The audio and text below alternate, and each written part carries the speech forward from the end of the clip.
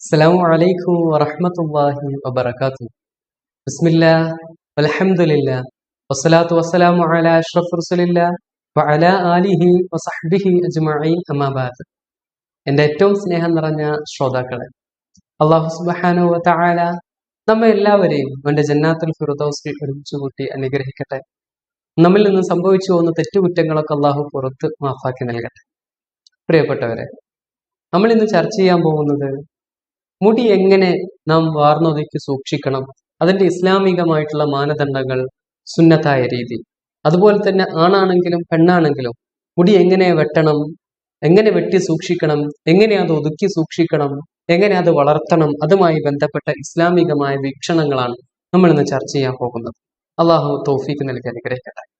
ഹബീബായ റസൂലുള്ളാഹി സ്വല്ലല്ലാഹു അലൈഹി വസല്ലമ തങ്ങളുടെ അടുക്കൽ വന്നുകൊണ്ട് മഹാനായ അബൂ ഖതാദ റളിയല്ലാഹു അൻഹു പറയുന്നുണ്ട്, ഹബീബായ തങ്ങളെ, ഇന്നലി ജുമ്മത്തൻ, എനിക്ക് നല്ല നീളമുള്ള മുടിയുണ്ട് നബി തങ്ങളെ, ഞാനത് ഉറജ്ജിലുഹ, ഞാനത് വാർന്നൊതുക്കി വെക്കട്ടെയോ നബിയെ എന്ന് ഹബീബായ റസൂലുള്ളാഹി സ്വല്ലല്ലാഹു അലൈഹി വസല്ലമ തങ്ങളുടെ അടുക്കൽ വന്നുകൊണ്ട് മഹാനായ അബൂ ഖതാദ റളിയല്ലാഹു അൻഹു ചോദിക്കുകയാണ്. ആ സമയത്ത് ഹബീബായ തങ്ങൾ പറഞ്ഞു, നഅം, നീ അങ്ങനെ ചെയ്യണം, നന്നായി വാർന്നൊതുക്കി മുടി വെക്കണം. അപ്പൊ അക്രിമഹ, ആ മുടി എന്താണ്, നീ ബഹുമാനിക്കണം. മുടിയെ ഇങ്ങനെ പാറി പറത്തിക്കൊണ്ട് നന്നായി വാർന്നൊതുക്കി വെക്കാതെ, വൃത്തിയിൽ വെക്കാതെ ഇങ്ങനെ മുടി അങ്ങനെ വെക്കാൻ പാടില്ല എന്ന് ഹബീബായ റസൂലുള്ളാഹി സ്വല്ലല്ലാഹു അലൈഹി വസല്ലം തങ്ങൾ പറയാണ്. മുടി എന്താണ്, നമ്മൾ നന്നായിട്ട് വാർന്നൊതുക്കി വൃത്തിയിൽ വെക്കണം. മഹാനായ അബൂ ഖതാദ റളിയല്ലാഹു അൻഹു, ഫകാന അബൂ ഖതാദ റളിയല്ലാഹു അൻഹു റുബ്ബമാ ദഹനഹാ ഫിൽ യൗമി മറത്തൈൻ, അതിനുശേഷം മഹാനവറുകൾ ദിവസവും 2 തവണ എണ്ണ ഇടുമായിരുന്നു ഒക്കെ നമുക്ക് ഹദീസിൽ നിന്ന് കാണാൻ കഴിയും. നാം ദിവസവും 2 തവണ എണ്ണ ഇട്ടില്ലെങ്കിലും 1 തവണയൊക്കെ എണ്ണ ഇട്ട് മുടി നന്നായിട്ട് വാർന്നൊതുക്കി വെക്കണം. അതാണ് സുന്നത്തായ രീതി. നല്ല വൃത്തിയിൽ മുടി വളർത്തണം. ചില ആളുകൾ കണ്ടിട്ടില്ലേ, മുടി ഇങ്ങനെ പാറി പറത്തി അത് വൃത്തിയിൽ ചീകി ഒതുക്കി വെക്കാതെ അതിങ്ങനെ ഇടുന്ന ആളുകൾ. അങ്ങനെ ചെയ്യാൻ പാടില്ല. അത് സുന്നത്തായ രീതി എന്ന് പറയുന്നത് നന്നായിട്ട് എണ്ണൊക്കെ തേച്ച് നല്ല ഉഷാറായി വാർന്നൊതുക്കി നല്ല വൃത്തിയിൽ വെക്കുന്നതാണ്. അപ്പോഴല്ലേ കാണാൻ നല്ല ഭംഗി ഉണ്ടാവുന്നത്. ഹബീബായ തങ്ങൾ തന്നെ പറയുന്നുണ്ട്, ഇന്നല്ലാഹ ജമീലൻ യുഹിബ്ബുൽ ജമാൽ, അള്ളാഹു ഭംഗിയുള്ളവരാണ്, ഭംഗി അള്ളാഹു ഇഷ്ടപ്പെടുന്നു.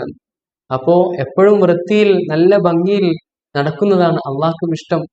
മതം, ഇസ്ലാം മതം നമ്മോട് പറയുന്നതും അത് തന്നെയാണ്. നല്ല വൃത്തിയിൽ മുടിയൊക്കെ നല്ല ചീകി ഒതുക്കി നല്ല വൃത്തിയുള്ള വസ്ത്രം ധരിച്ചിട്ടൊക്കെ നടക്കണം, വൃത്തിയോടുകൂടെ നടക്കണം. വൃത്തി ഈമാനിന്റെ ഭാഗമാണ്. അതുകൊണ്ട് തന്നെ വൃത്തിയിൽ നടക്കുമ്പോൾ നമുക്കതിന് പ്രതിഫലവും കരസ്ഥമാക്കാൻ കഴിയും എന്നാണ് മഹാനായ ഇമാം ഷാഫിഈ റഹ്മത്തുള്ളാഹി പറയുന്നുണ്ട്, നാം സുഗന്ധം ഉപയോഗിക്കുമ്പോൾ നമ്മുടെ അഖില്, ബുദ്ധി വർദ്ധിക്കാൻ അത് കാരണമാകും. അതുപോലെ തന്നെ നാം വസ്ത്രം നല്ല വൃത്തിയായി സൂക്ഷിക്കുമ്പോൾ, നല്ല വൃത്തിയുള്ള വസ്ത്രം ധരിക്കുമ്പോൾ നമ്മുടെ ടെൻഷൻ കുറയാൻ അത് കാരണമാകുമെന്ന് മഹാനായ ഇമാം ഷാഫിഈ റഹ്മത്തുള്ളാഹി പഠിപ്പിക്കുന്നുണ്ട്.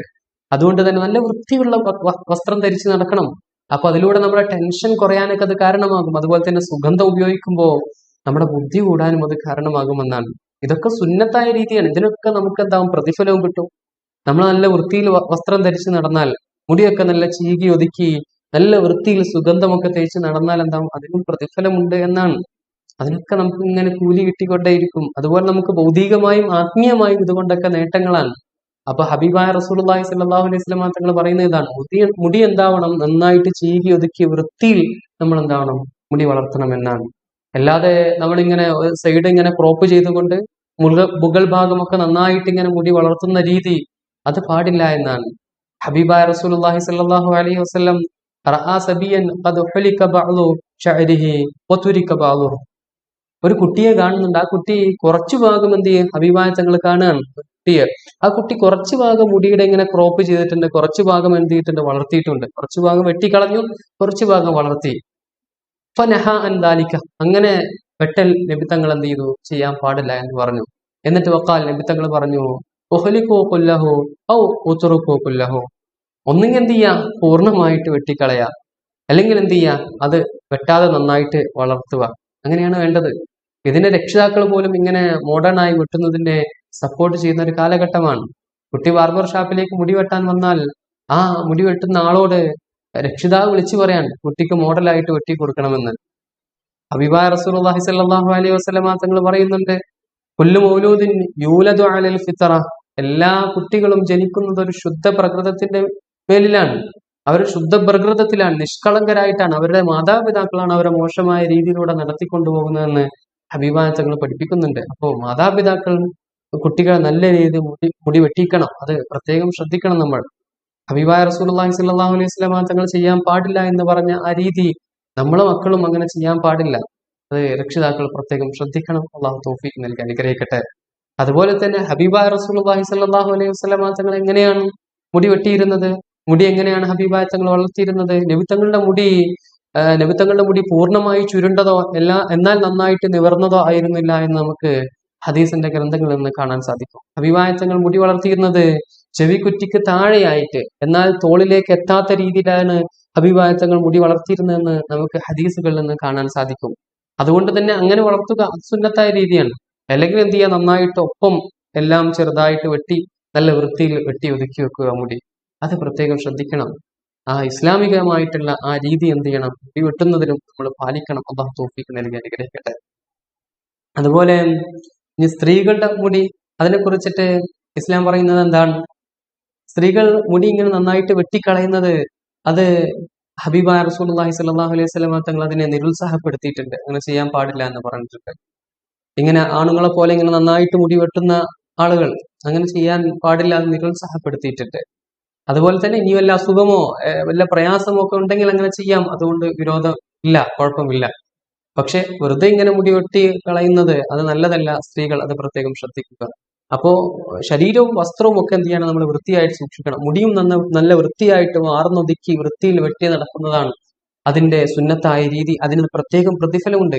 ഇസ്ലാം ഭംഗിയെ ഇഷ്ടപ്പെടുന്ന, നല്ല വൃത്തിയിൽ നടക്കാൻ അനുശാസിക്കുന്ന ഒരു മതമാണ് ഇസ്ലാം എന്ന് പറയുന്നത്. നല്ല വൃത്തിയിൽ നടക്കണമെന്ന് പറയുന്ന മതമാണ്. അതുകൊണ്ട് തന്നെ മുടിയൊക്കെ ഇങ്ങനെ വൃത്തിയില്ലാതെ അങ്ങനെ വെട്ടാതെ അങ്ങനെ കൂടുതലായിട്ട് വളർത്തിയിട്ട് അങ്ങനെ നടക്കുന്നത് നല്ലതല്ല. എപ്പോഴും നല്ല വൃത്തിയിലിട്ട് നല്ല മൊഞ്ചായിട്ട് നല്ല ഭംഗിയിൽ എന്താവണം നടക്കണം. അള്ളാഹു തൗഫീഖ് നൽകി അനുഗ്രഹിക്കട്ടെ.